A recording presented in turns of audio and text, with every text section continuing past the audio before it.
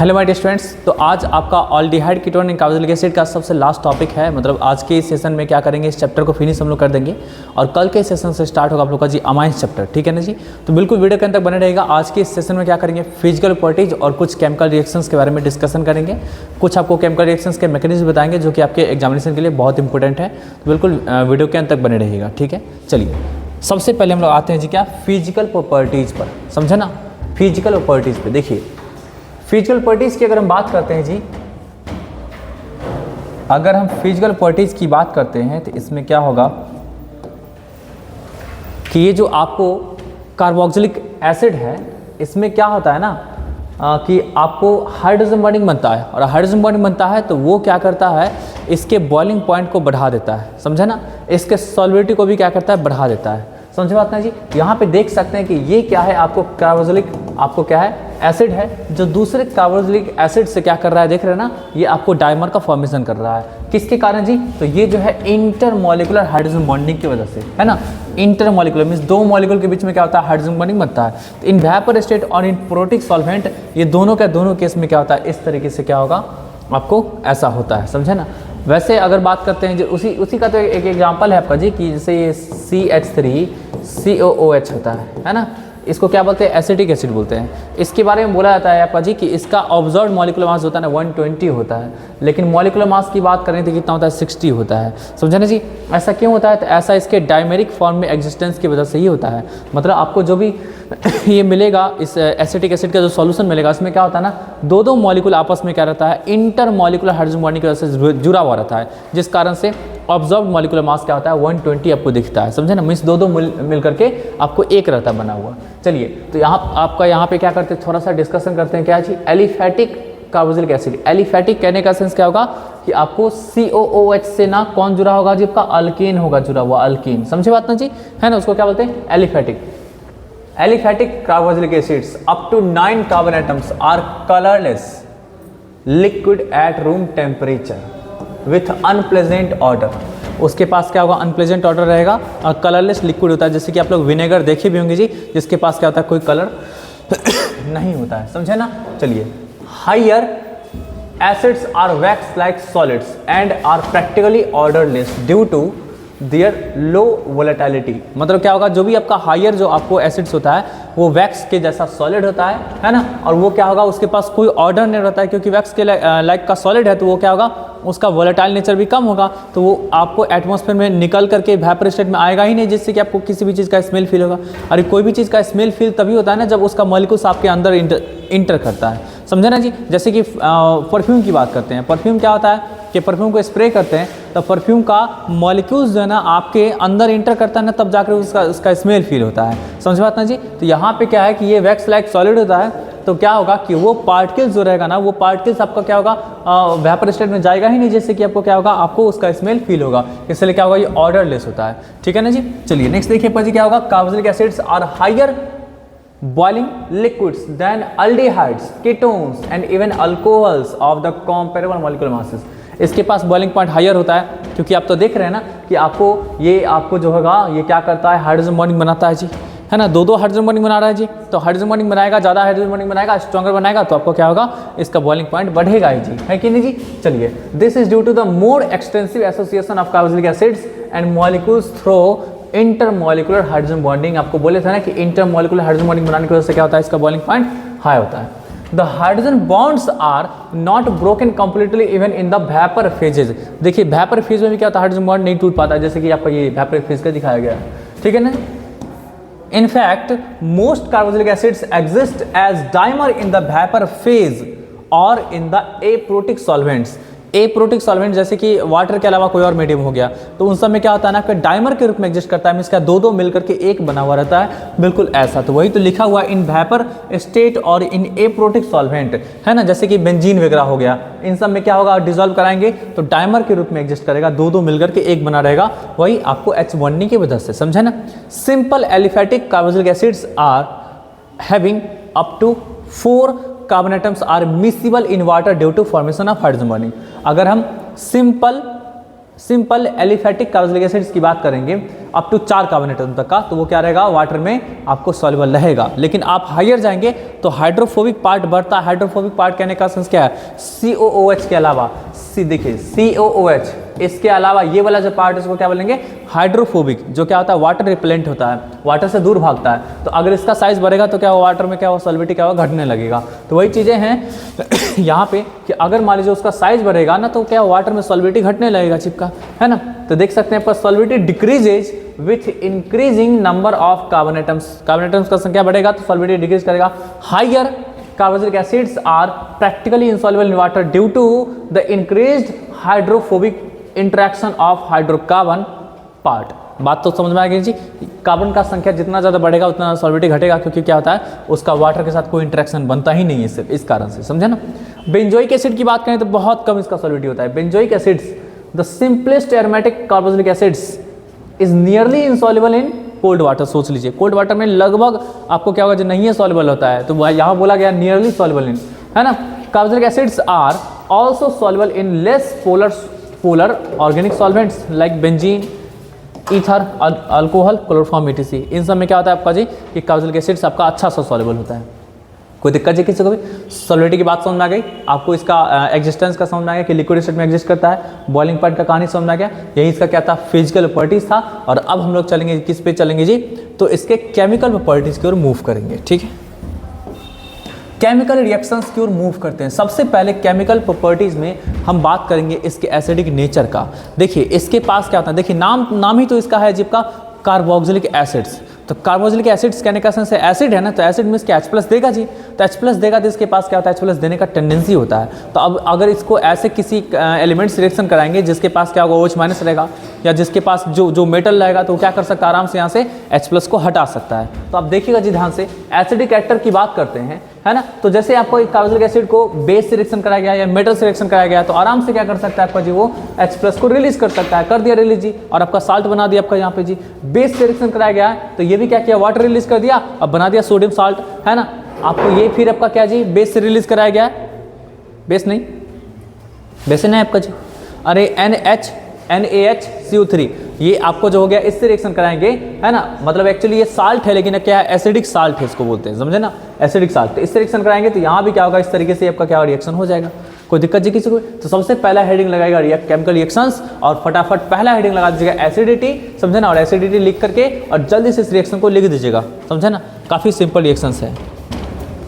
चलिए आगे बढ़ते हैं जी। देखिएगा सब लोग ध्यान से कि ये एसिडिक एक्टर जो शो करता है, तो एसिडिक एक्टर में क्या होता है ना, H+ रिलीज करेगा, तो H+ रिलीज करने के बाद जो बनाता है वो क्या रहेगा, स्टेबल होता है। और वो क्या है समझिए ध्यान से, ये जो कार्बोक्सिलिक एसिड है ये क्या किया, H2O के प्रेजेंस में क्या करेगा, इससे H+ लेगा। H+ लेने के बाद जो कंजुगेट बेस बनेगा, कंजुगेट बेस क्या होता है, रेजोनेंस स्टेबलाइज होता है और इसी रेजोनेंस स्टेबलाइज की वजह से क्या होता है ना आपका, ये स्टेबल हुआ कंजुगेट बेस, तो इसलिए क्या हुआ, H+ आराम से क्या करता है, रिलीज करता है जी, है कि नहीं। तो चलिए इस पार्ट को भी जल्दी से दिखा दीजिएगा आप लोग कॉपी में। तो इस तरह से हम लोग देखें जी कि जैसे मान लीजिए कोई कार्बोक्सिलिक एसिड रहेगा, ये क्या करेगा, H2O से H2O में डालेंगे इसको जी, तो क्या होगा, ये आपको वीक एसिड चूंकि होता है तो इलेक्ट्रॉन का साइन देना जरूरी हो जाएगा यहाँ पे, एक्वस प्लस H3O प्लस, इस तरीके से। ये क्या आपका जी, इसको भी वाटर में डाले है ना। तो यहाँ से देखिए अगर हम बात करेंगे इक्विलिब्रियम कांस्टेंट की बात करेंगे जी, तो इक्विलिब्रियम कांस्टेंट कुछ इस प्रकार से निकलेगा, RCOO माइनस का कॉन्सेंट्रेशन इंटू H3O प्लस का कॉन्सेंट्रेशन डिवाइडेड बाई RCOOH का कॉन्सेंट्रेशन, और फिर क्या होगा आपका जी, H2O का कॉन्सेंट्रेशन। इस प्रकार से ले सकते हैं इक्विलिब्रियम कांस्टेंट में। फिर देखिए यहाँ से जी हम लोग क्या करेंगे, इक्विलिब्रियम कांस्टेंट इंटू क्या होगा, कॉन्सेंट्रेशन ऑफ ऐसा इक्वल टू RCOO माइनस, और फिर क्या होगा, H3O plus divided by RCOOH का कॉन्सेंट्रेशन, है ना। अब यहाँ से देखिए जी ये जो होगा, ये इसको क्या लिख सकते हैं हम लोग जी, इसको लिख सकते हैं क्या, तो इसको लिखना पड़ेगा हम लोग को जी Ka, जो कि क्या होगा, डिसोसिएशन कांस्टेंट ऑफ एसिड। इसको क्या बोलेंगे जी, dissociation constant of acid,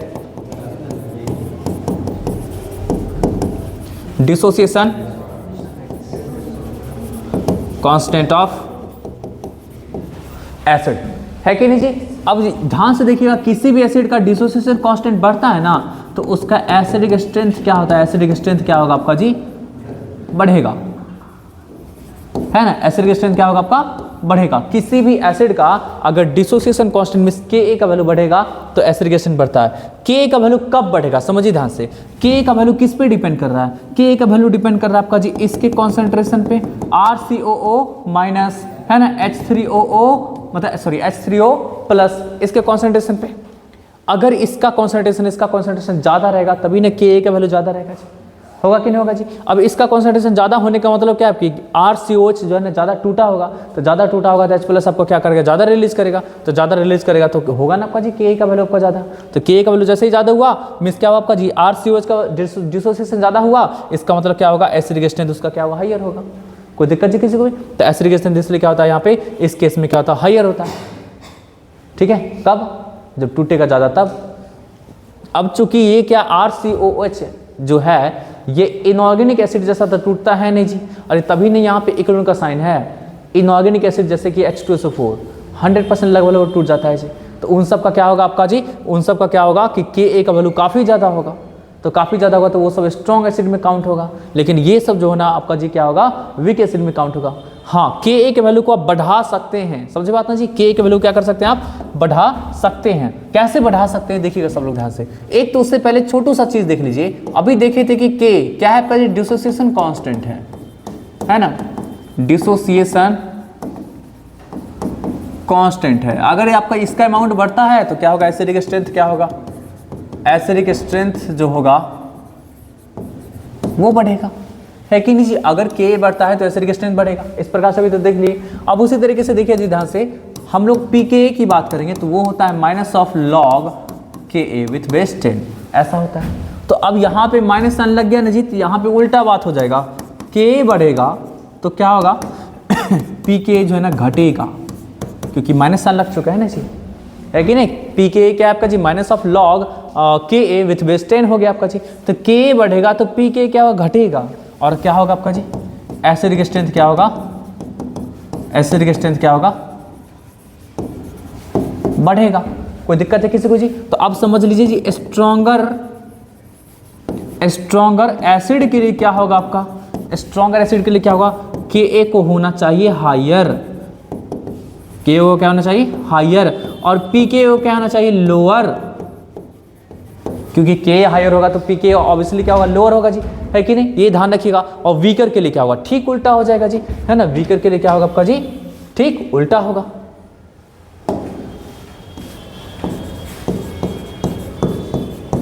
weaker acid के लिए बात करेंगे तो क्या होगा, लोअर होगा K, और pKa क्या होगा, हायर होगा, है ना। तो इससे क्या होगा, एसिडिक स्ट्रेंथ तो समझ लीजिए का लोअर हो जाएगा। कोई दिक्कत है किसी को भी। अब चलिए कैसे हम लोग क्या कर सकते हैं, आपको ये जो ऑर्गेनिक एसिड है, कार्बोक्सिलिक एसिड, इसके एसिडिक स्ट्रेंथ को बढ़ा सकते हैं, उसको जरा देखते हैं। सब लोग देखिए ध्यान से, देखिए RCOOH, आप कुछ देर पहले जस्ट देखें क्या था कि जैसे इसको H2O के साथ हम लोग H2 में डाल देंगे जी, वाटर में डाल देंगे, तो ये कुछ इस प्रकार से कन्वर्ट होता है इससे, और H3O प्लस में। अब देखिए इसको क्या बोलते हैं ना हम लोग, देखिए ये क्या हुआ, एसिड हुआ, तो इसको क्या बोलेंगे, कंजुगेट बेस बोलेंगे, इसको कंजुगेट बेस बोलेंगे। कोई दिक्कत है किसी को भी। ये एसिड है तो ये क्या होगा, कंजुगेट बेस होगा। तो कंजुगेट बेस जो होगा ना, अब कंजुगेट बेस देखिए जितना स्टेबल रहेगा ना एसिड का होता है, उतना ज़्यादा आपको क्या होगा, स्ट्रॉन्गर होता है। समझे बात ना जी। मतलब यहाँ पे ऐसा समझिए कि स्ट्रेंथ ऑफ एसिड जो होता है ना, स्ट्रेंथ ऑफ एसिड जो होता है ना, वो डायरेक्टली प्रोपोर्शनल होता है किसके जी, तो स्टेबिलिटी ऑफ कंजुगेट बेस के, है ना। जितना ज़्यादा कंजुगेट बेस से स्टेबल रहेगा उतना ज़्यादा क्या होगा, स्ट्रेंथ ऑफ एसिड हायर रहेगा। अब चलिए देखिए ध्यान से जी, ये जो कंजुगेट बेस बना है इसको हम लोग ना शॉर्ट में CB भी बोला करेंगे, समझे ना। तो अब देखिए ये जो है कंजुगेट बेस, ये है क्या, ये ना आपको एक्चुअली रेजोनेंस स्टेबलाइज्ड होगा, रेजोनेंस स्टेबलाइज्ड होगा, समझे बात ना। देखिए ये कुछ इस प्रकार से, इस प्रकार से। आप इसका रेजोनेंस हाइब्रिड कुछ इस प्रकार से लिख सकते हैं, ऐसा लिख दिए। अब यहाँ पे क्या हो रहा है, दोनों ऑक्सीजन के पास क्या हो रहा है आपका जी, निगेटिव चार्ज डिलोकलाइज कर रहा है, तो निगेटिव चार्ज डिलोकलाइज कर रहा है, ऐसे दिखा देंगे। देख रहे हैं ना, अभी निगेटिव चार्ज यहाँ था और इस वाले स्ट्रक्चर में निगेटिव चार्ज कहाँ चला गया, यहाँ चला गया, यहाँ से उठ करके यहाँ चला गया। कोई दिक्कत जी किसी को भी? तो निगेटिव चार्ज पूरे के पूरे आपका क्या हो रहा है, स्ट्रक्चर में डिस्प्लेस कर रहा है, मतलब सॉरी मूव कर रहा है आपका जी, है ना, ऑक्सीजन के बीच में। तो यहाँ पे बीच में से दिखा देंगे। अब ये जो हो गया ना, ये जो रीजन हो चुका है, ये क्या हो चुका है रीजन जी, तो ये आपको हाई इलेक्ट्रॉन डेंसिटी रीजन हो चुका है, हाई इलेक्ट्रॉन डेंसिटी वाला रीजन हो चुका है। अगर ये हाई इलेक्ट्रॉन डेंसिटी वाला रीजन है तो इसका इलेक्ट्रॉन का डेंसिटी जब तक लोअर्ड नहीं होगा, जब तक घटेगा नहीं, तब तक स्टेबल नहीं रहेगा।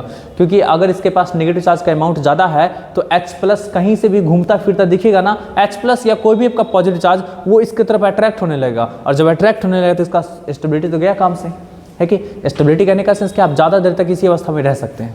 कोई दिक्कत जी की? तो ज़्यादा देर तक आप कैसे रह पाइएगा, जब तक आपका यहाँ पे चार्ज का अमाउंट घटेगा ना, तब तक कैसे रह पाइएगा। तो यहाँ पे चार्ज का अमाउंट को घटाने में किसका रोल होना चाहिए, इसका रोल होना चाहिए। अगर ये जुड़ा हुआ है ना, ये क्या करना चाहिए जी, इसके चार्ज के अमाउंट को घटाना चाहिए।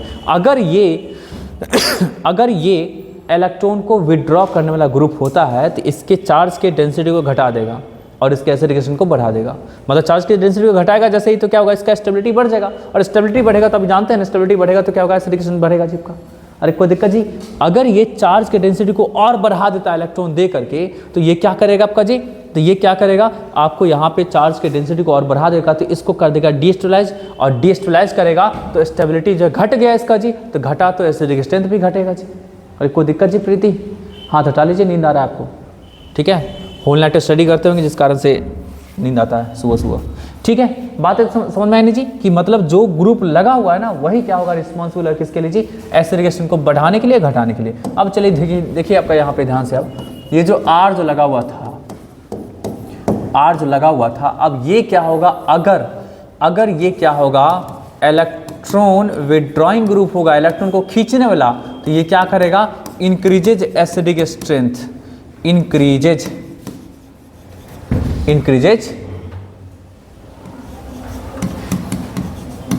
Acidic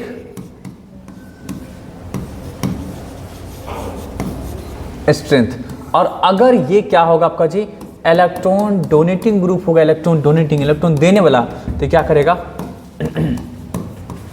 decreases acidic strength, acidic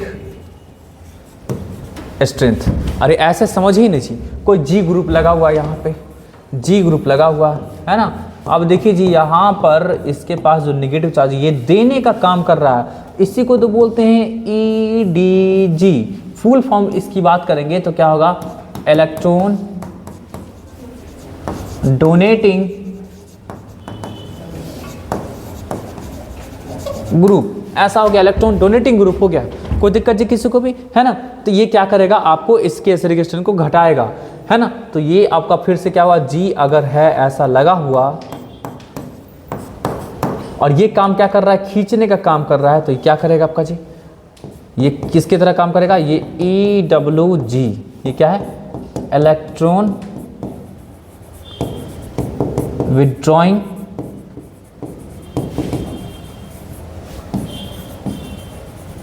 group, ऐसा हो गया।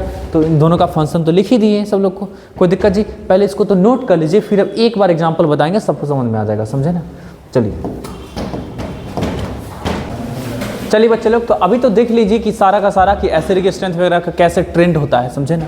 मतलब किस कंडीशन में क्या होता है, ज़्यादा होता है, किस कंडीशन में कम होता है। तो कुछ हम लोग क्या करते हैं, एसिडिक स्ट्रेंथ का कुछ ट्रेंड देख लेते हैं, कुछ इंक्रीजिंग ऑर्डर देख लेते हैं कि किस प्रकार से क्या होता है, एसिडिक स्ट्रेंथ बढ़ेगा घटेगा, समझे ना।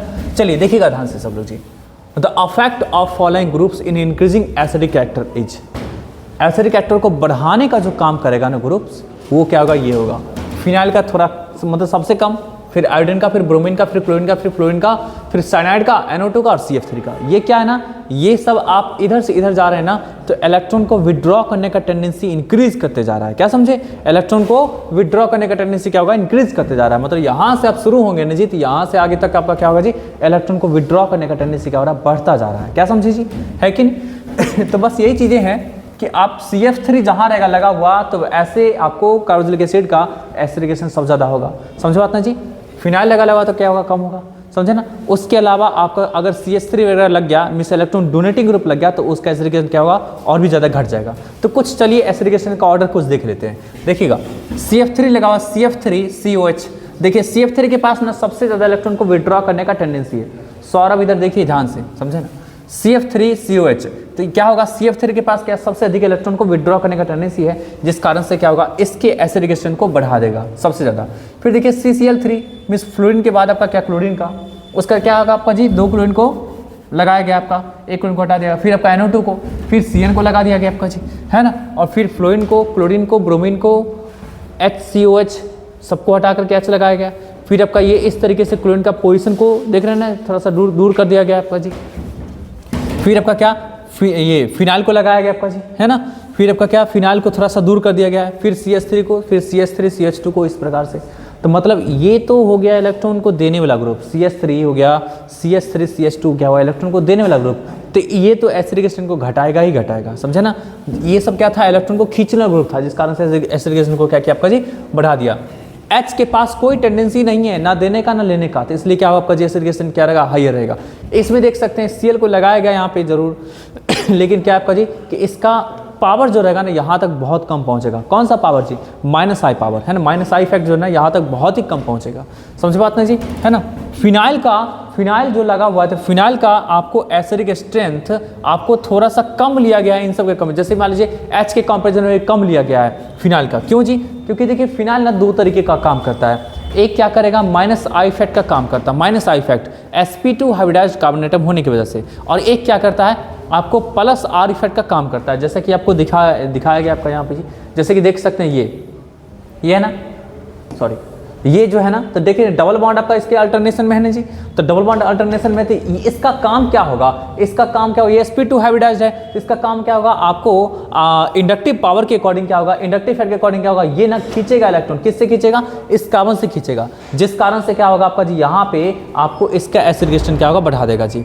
और आपको ये ना इस तरीके से भी क्या कर सकता है, अपने पेयर ऑफ इलेक्ट्रॉन को पार्टिसिपेट करवा सकता है, जो क्या करेगा, इलेक्ट्रॉन देने का काम किया तो एसिडिकेशन को क्या करेगा, घटा देगा जी। अरे कोई दिक्कत जी, यहाँ पे इसका ना 2 रोल होगा, 2 रोल जो भी, अब ये इसके प्लेस पे बेंजीन को भी लाएंगे तो वैसा ही दिखाना पड़ेगा, क्योंकि बेंजीन में भी क्या होता है, डबल बॉन्ड होता है ना जी, जैसा कि दिख रहा है ना आपको यहाँ पे तो ये क्या हो सकता है, जंप करके इधर भी जा सकता है, तो इलेक्ट्रॉन देने का भी काम कर सकता है। और इसके पास क्या है आपका जी, ये sp2 हाइब्रिडाइज्ड कार्बन एटम है, तो इलेक्ट्रॉन को -I इफेक्ट के जरिए खींचने का भी काम कर सकता है। इसलिए ना इसका जो आपका एसिडिक स्ट्रेंथ हुआ वो फॉर्मिक एसिड से भी कम कर दिया गया है ना, इसके कंपेरिजन में कम कर दिया गया, क्योंकि देखिए इसके पास थोड़ा बहुत खींचने का टेंडेंसी है, लेकिन देने का टेंडेंसी नहीं है यहाँ पे, है कि नहीं जी? लेकिन यहाँ पे क्या है, खींचने का भी टेंडेंसी है और देने का भी टेंडेंसी है, इसलिए इसके एसिडिकेशन को थोड़ा सा घटा दिया गया। कोई दिक्कत जी किसी को भी?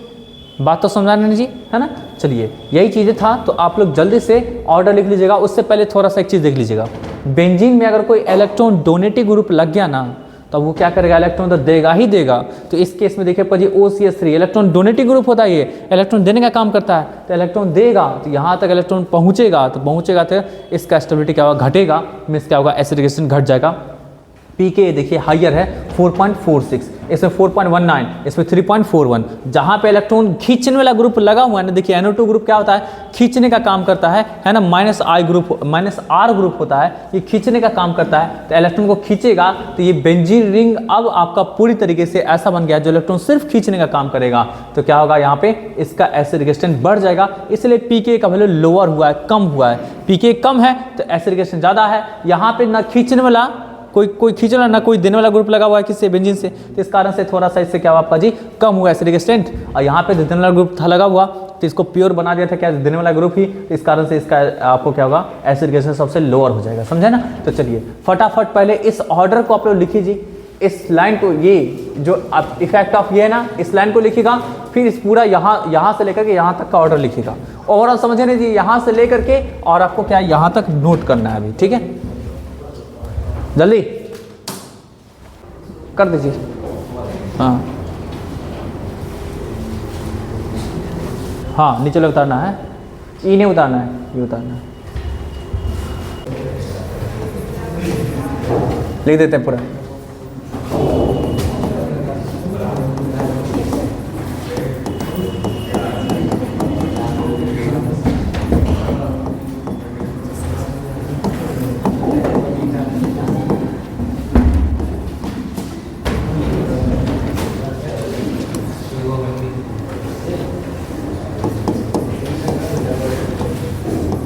क्या बात कर रहे हैं? कौन?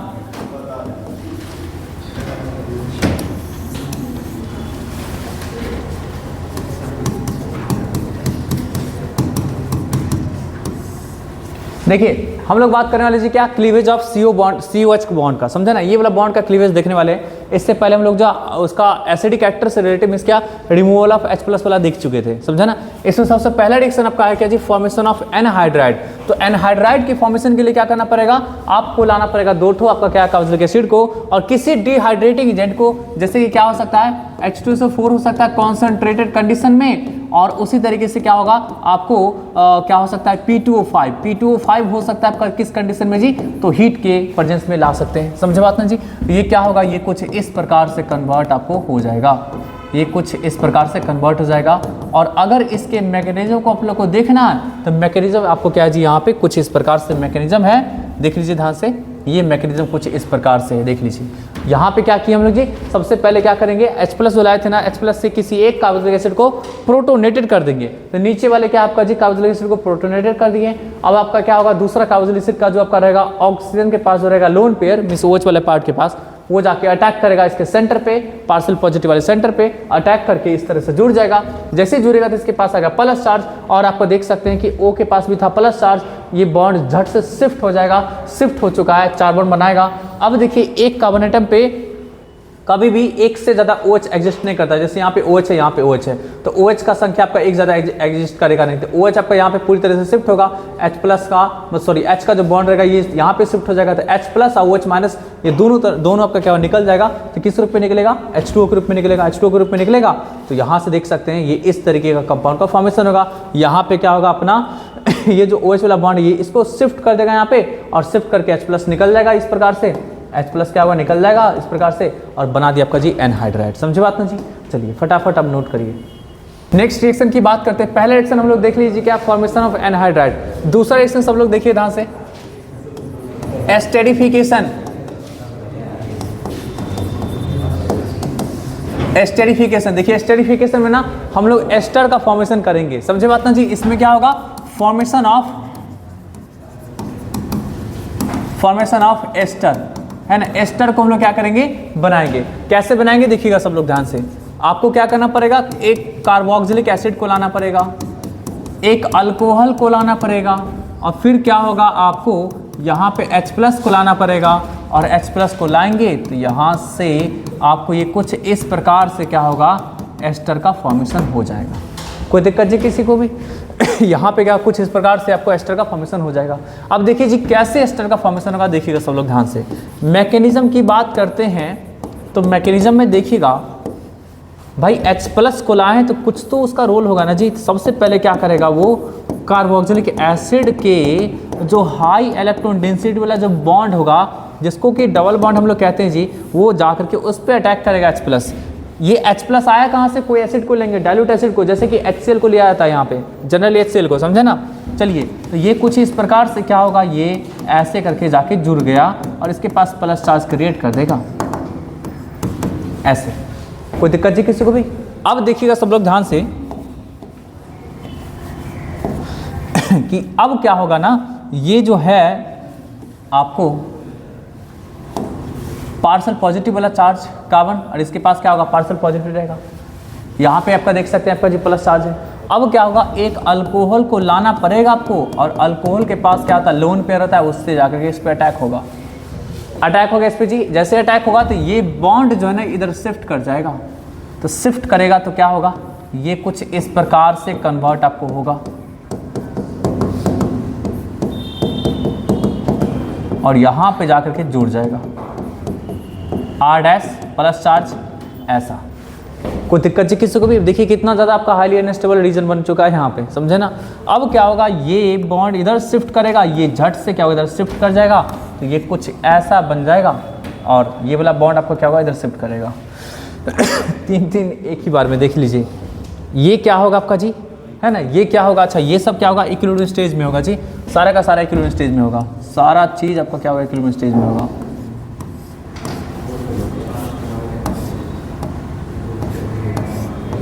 है ना, ये क्या होगा, आपको इसके पास प्लस चार्ज बन रहा है, सबसे पहले यहाँ से H प्लस हटेगा, H प्लस यहाँ से हटेगा, ये H प्लस निकल के कहाँ जाएगा आपका जी, तो इसके पास जाएगा, इसके पास जाएगा, जहाँ से क्या करेगा OH को यहाँ से हटा लेगा। जैसे ही OH हटेगा तो क्या होगा, ये बॉन्ड इधर शिफ्ट कर जाएगा और फिर ये क्या बनेगा, ये कुछ ऐसा बन जाएगा, ये कुछ ऐसा बन जाएगा, बन गया आपका जी। अब क्या होगा, अब ये आपको पाई बॉन्ड इधर, फिर सॉरी पाई बॉन्ड कह रहे हैं, हाइड्रोजन का बॉन्ड इधर शिफ्ट करेगा और हाइड्रोजन निकल जाएगा यहाँ से, H प्लस निकल गया और फिर क्या करेगा आपका, ये लीजिए बन गया आपका एस्टर। अरे कोई दिक्कत जी किसी को भी? ठीक है ना। तो कुछ इस प्रकार से क्या होता है रिएक्शन होता है, जल्दी से इसको लिखिए। रिएक्शन को की ओर हम लोग मूव करते हैं जी। अभी जो रिएक्शन कराने वाले हैं, ऐसा रिएक्शन आप लोग पहले देख चुके होंगे। Reaction with PCl5, PCl3 and SOCl2, है ना, इसके साथ रिएक्शन कराएंगे। आपको अच्छी तरीके से पता है जी, ये सब जो है ना OH लविंग ग्रुप है, OH लविंग कंपाउंड, समझे ना।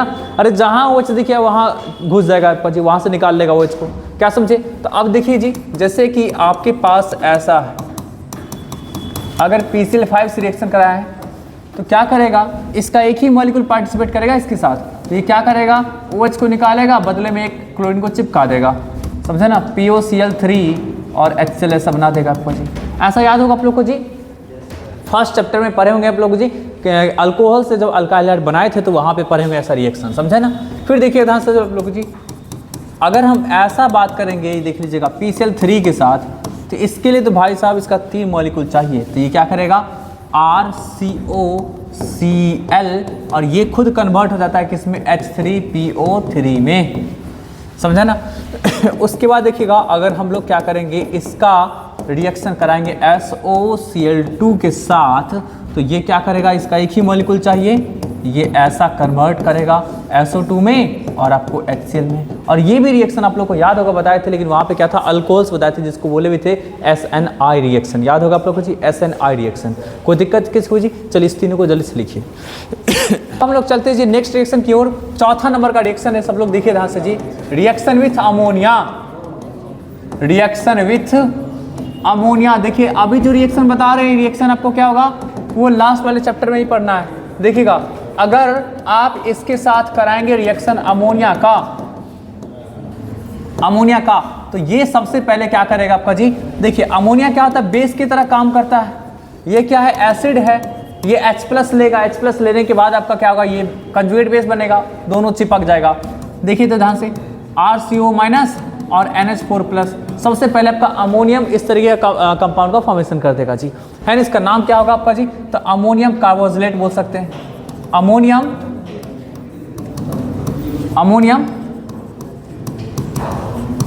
कार्बोक्सिलेट। अब क्या होगा, अगर आप इसको हीट कर देंगे ना, तो ये क्या होगा, H2O रिलीज कर देगा, और H2O रिलीज करके क्या करेगा आपको जी, ये अमाइड का फॉर्मेशन कर देगा, अमाइड का, अरे एसिड अमाइड का, क्या समझे, इसको क्या बोलते हैं, एसिड अमाइड का। तो ये इस तरीके का क्या होगा, कंपाउंड का फॉर्मेशन कर देगा। इसका बहुत इंपॉर्टेंट एक रिएक्शन होता है कि अगर हम फैथैलिक एसिड के साथ रिएक्शन करा देते हैं जी, ये है फैथैलिक एसिड, समझे बात ना जी, ये है फैथैलिक एसिड। अगर इसके साथ हम लोग रिएक्शन करा देते हैं जिसका, तो ये क्या करेगा, ये आपको, इसको जरा हम ऊपर कर देते हैं,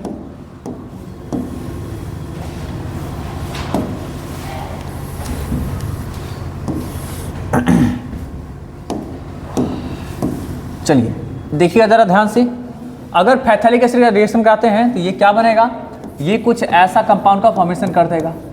सबसे पहले तो आपका ये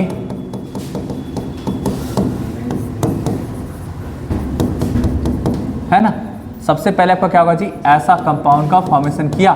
अब जैसे इसको आप हीट करेंगे तो पहले 2 वाटर मॉलिक्यूल निकलेगा जी, एक यहाँ से एक यहाँ से, तो ये कुछ ऐसा कंपाउंड का पहले फॉर्मेशन करेगा, समझे ना। और फर्दर अगर हीट कर देते हैं तो क्या होगा, ये ऐसे करके क्या होगा आपका जी, एक हाइड्रोजन यहाँ से और ये NH2 ग्रुप पूरी तरीके से निकल जाएगा, NH3 निकल जाएगा और बनाएगा कंपाउंड जिसका नाम क्या होगा, फैथैलिमाइड। ये कंपाउंड का फॉर्मेशन करेगा। देखिए इसका नाम क्या है, फैथैलिमाइड। समझे बात ना जी। तो इस तरह के कंपाउंड का क्या होगा, फॉर्मेशन होगा, जिसका इस्तेमाल हम लोग क्या करेंगे ना जी, वहां पे करेंगे। कहाँ करेंगे, आपको अमाइंस वाले चैप्टर में करेंगे। समझे बात ना जी। चलिए फटाफट लिखिएगा सब लोग, देखिए जी ध्यान से। नेक्स्ट हम लोग रिएक्शन की बात करते हैं, रिएक्शन इन्वॉल्विंग COH पार्ट। अब देखिए कुछ ऐसे रिएक्शन का हम लोग इस्तेमाल करने वाले हैं जो क्या होगा, COH पार्ट जो होगा ना, वो क्या होगा, रिएक्शन में पार्टिसिपेट करेगा। समझे ना। सबसे पहला जो है आपका पार्ट जी, देखिए आपका जी क्या है, रिडक्शन है। तो रिडक्शन देखिए जी ध्यान से सब लोग, हम लोग क्या करेंगे, इसमें RCOOH का रिएक्शन करेंगे किसके साथ, LiAlH4 के साथ और B2H6 के साथ। समझे ना। और फिर क्या करेंगे, सेकेंड में क्या करेंगे हम लोग जी, सेकेंड में ये तो पहला था आपका जी, है ना, याद रखिएगा। इसके साथ हम लोग ईथर भी लेंगे, ठीक है। और फिर आपका दूसरा में क्या करेंगे, H3+ लेंगे, तो ये क्या बनेगा, प्राइमरी अल्कोहल में कन्वर्ट हो जाएगा। यहाँ पे एक आपको बात ध्यान रखने वाली बात ये है कि आप NaBH4 का इस्तेमाल नहीं कर सकते हैं, ये नहीं कर पाएगा। समझे ना, क्योंकि इतना ज़्यादा इसके पास पावर नहीं होता है। ये एस्टर को, कार्बोक्सिलिक एसिड को, इन सब को रिड्यूस नहीं कर सकता है, इसलिए LiLH4 का इस्तेमाल करेंगे या फिर B2H6 का इस्तेमाल करेंगे तो वो कर सकता है इसको जी, किस में कन्वर्ट, तो प्राइमरी अल्कोहल में। तो ये क्या था आपका, इसका रिडक्शन था। दूसरा रिएक्शन देखिए जी क्या है आपका, तो रिएक्शन या इसको बोल सकते हैं, दूसरा रिएक्शन को बोल सकते हैं क्या जी, डीकार्बोक्सिलेशन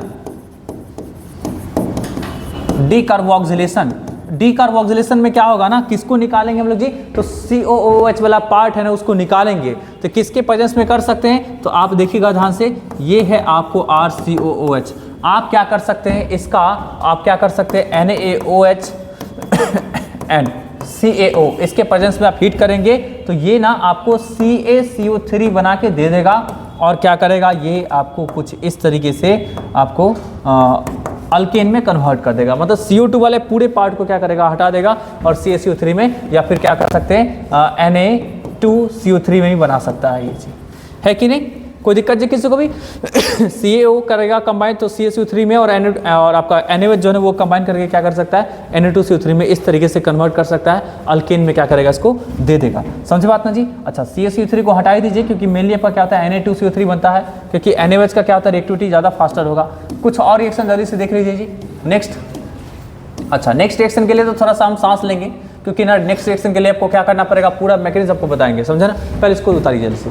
साइड चेन रिएक्शन सब लोग देखिएगा, और इसमें सबसे पहला जो है वो क्या है, हैलोजिनेशन। और इस हैलोजिनेशन रिएक्शन में क्या है ना, सबसे इंपॉर्टेंट आपका जो है ना वो क्या है, आपका HVZ रिएक्शन। और HVZ का फुल फॉर्म क्या है आपका जी, HVZ का फुल फॉर्म तो हेल-वोल्हार्ड जेलेंस्काई।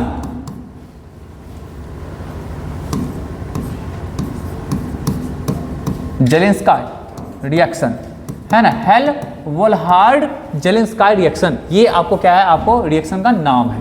सब लोग अब देखिए ध्यान से जी, रिएक्शन कैसे होता है। तो आपके पास इस रिएक्शन के लिए कंडीशन ये है ना, कंडीशन की अगर बात करेंगे तो क्या है आपका जी, देयर मस्ट बी द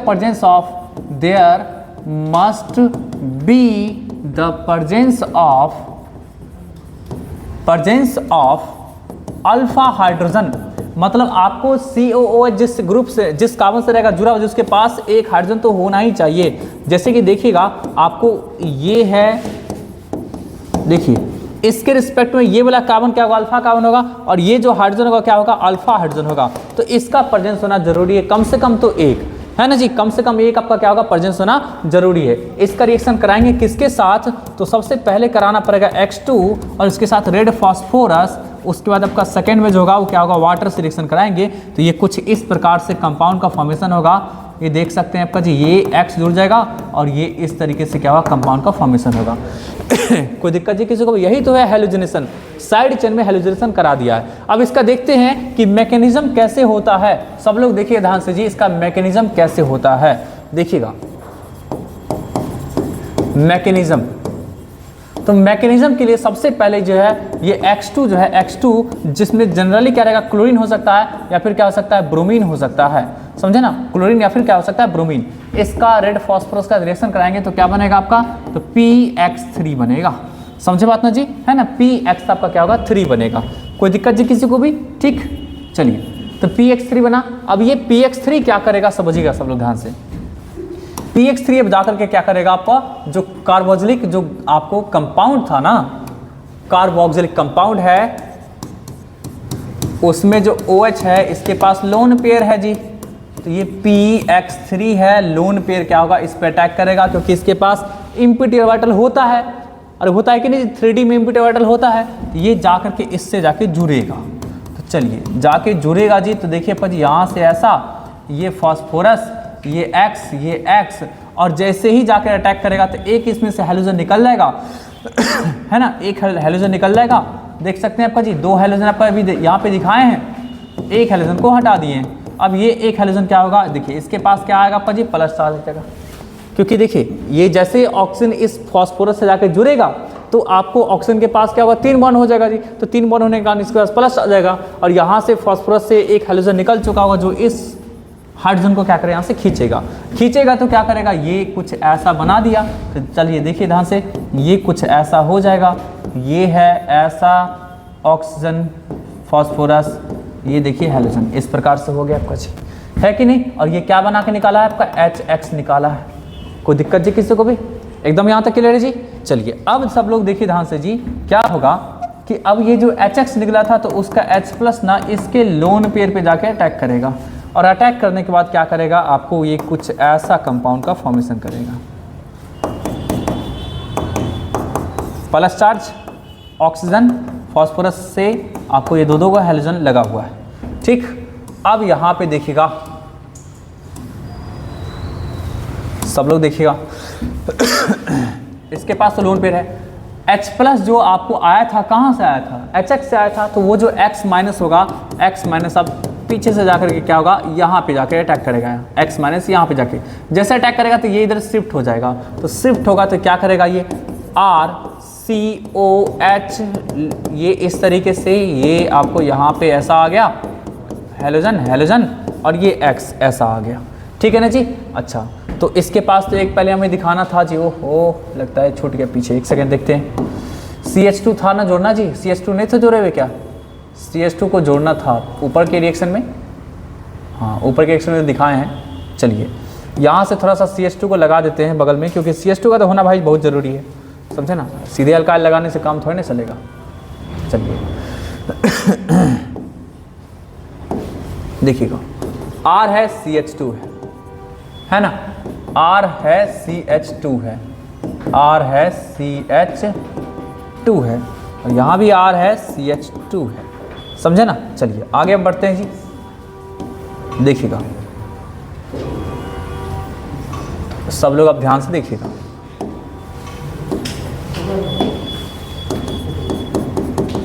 ठीक, ऐसा हो चुका है आपका जी, यहाँ तक तो कोई दिक्कत नहीं है। अब सब लोग देखिएगा ध्यान से, अब क्या होगा यहाँ पे, देखिएगा सब लोग ध्यान से जी, ये जो है ना ये बॉन्ड इधर शिफ्ट करेगा, और आपको क्या होगा, इस बेचारे को यहाँ से छोड़ के जाना पड़ेगा, ठीक है। कोई दिक्कत जी किसी को भी, ये बॉन्ड इधर शिफ्ट करेगा और आपको क्या होगा, इसको छोड़ के जाना पड़ेगा। तो ये छोड़ के जो जाएगा जी तो क्या बनेगा, RCH2, ये जो लोन पेयर है, लोन पेयर को हम इधर लाते हैं तो क्या होगा आपका जी, ये x माइनस आपको यहाँ से रिलीज हो जाएगा जी, क्योंकि आगे जो रोल प्ले होने वाला है ना, क्या है, इस x माइनस का रोल प्ले होने वाला है, समझे ना। तो जैसे ही क्या किए हम लोग जी, इसको लाए हैं, किसको लाए आपका जी, इसको लाए आपका जी, है ना। तो क्या होगा, ये आपको लोन पेयर को जैसे यहाँ पे लाएं तो क्या होगा, यहाँ पर अच्छा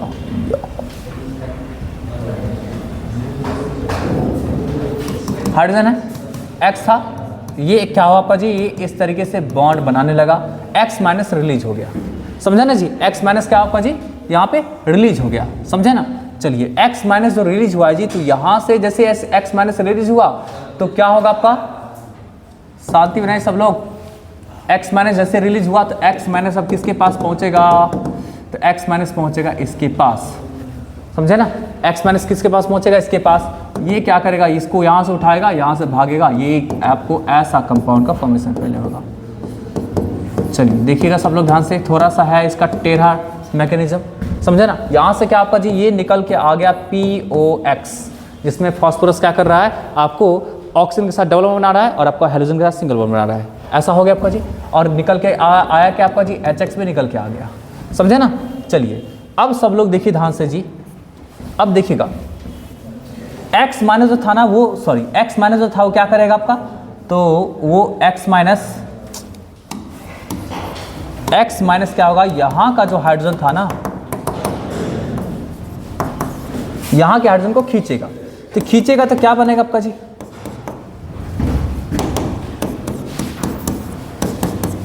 ऐसा बनेगा।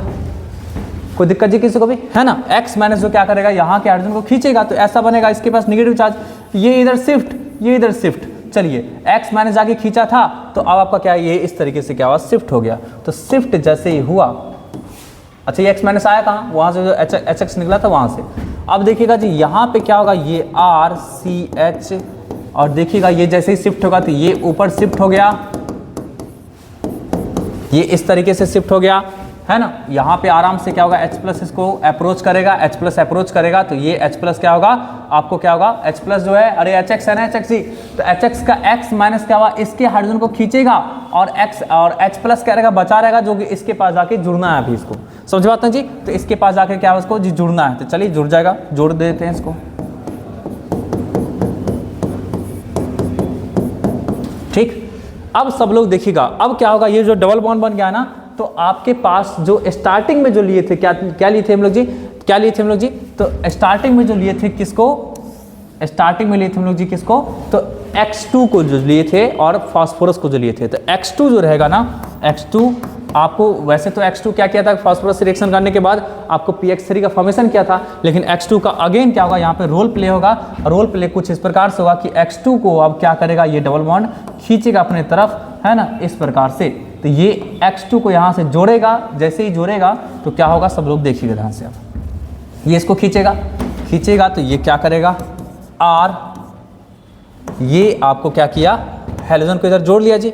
जैसे ही जोड़ेगा तो X को जो खींचने के लिए जोड़ेगा आपका जी, तो इस बॉन्ड को यहाँ आना पड़ेगा, तो लोन पेयर को उतर के यहाँ आना पड़ेगा। तो ये चलिए यहाँ पे ऐसा आ गया, देख रहे हैं ना कितना बार आपका क्या हो रहा है आपका जी, इधर उधर इधर उधर आ रहा है। एक सेकेंड भाई रुक जाओ,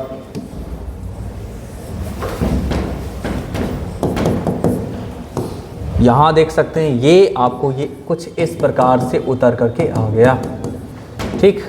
ये ऐसा इस प्रकार से जुड़ गया आपका जी, है कि नहीं। अब यहाँ से क्या होगा आपका, यहाँ से अब जो है, अब देखिएगा सब लोग ध्यान से, ये जो है ना, इधर कर देते हैं थोड़ा सा, ठीक। अब क्या होगा, यहाँ पे वाटर जो लास्ट में थे वाटर, अब वाटर का रोल आएगा। वाटर क्या करेगा, इसको अप्रोच करेगा, है कि नहीं जी। इसको क्या करेगा, इसको पहले हाइड्रोजन को हटा देते हैं, हाइड्रोजन हट गया आपका जी।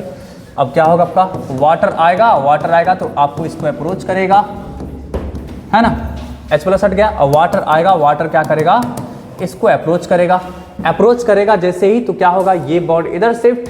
तो चलिए कुछ देर के लिए क्या होगा, कुछ देर के लिए ये आपको ऐसा रहा लगा हुआ, है ना, ऐसा रहा लगा हुआ, ये नेगेटिव चार्ज, ये X, और ये आपको ऐसा, है ना, कोई दिक्कत जी किसी को भी? ऐसा था लगा हुआ आपका जी, इसके पास क्या है आपका वाटर, जब आपका ऑक्सीजन जब बना रहा है 3 बॉन्ड तो उसके पास क्या आएगा प्लस चार्ज। अब ये बॉन्ड इधर शिफ्ट, ये बॉन्ड इधर शिफ्ट, और आपको क्या होगा ये वाला बॉन्ड इधर शिफ्ट, तो यहाँ से H प्लस, यहाँ से X माइनस, ये दोनों का दोनों निकलेगा तो HX निकल गया बाहर, और फिर क्या बना दिया आपका जी RCHX, और ये C डबल बॉन्ड O और OH। लीजिए, देख रहे हैं ना, थोड़ा टेढ़ा मैकेनिज्म है लेकिन बढ़िया मैकेनिज्म है, समझे ना। इसको प्रैक्टिस थोड़ा सा कर लेंगे आप लोग को तो पूरा का पूरा क्या होगा दिमाग में सेट हो जाएगा सब लोग, समझे बात ना जी।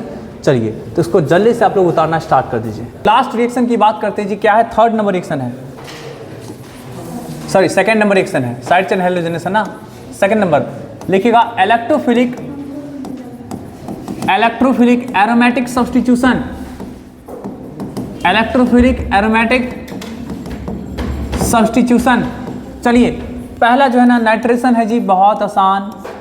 सबसे पहले तो समझिए जी कि COOH जो है ना ये क्या है आपका, ये ना डीएक्टिवेटिंग ग्रुप होता है, डीएक्टिवेटिंग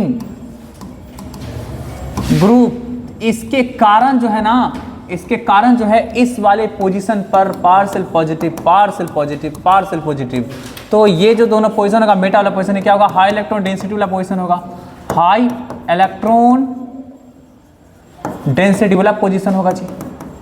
क्या समझे? ये भी क्या होगा, हाई इलेक्ट्रॉन डेंसिटी वाला पोजीशन, मिस मेटा पोजीशन। तो अब जैसे नाइट्रेशन कराते हैं तो नाइट्रेशन कराने के बाद आपका जुड़ेगा कहाँ पे, वहीं पे जाके जुड़ेगा जी, है कि नहीं। अगर मान लीजिए क्या कराते हैं, नाइट्रेशन कराते हैं HNO3 कॉन्सेंट्रेटेड केस में H2SO4 के साथ, तो क्या होगा, ये जाकर के जुड़ेगा किसके पास, तो वही मेटा पोजीशन पे।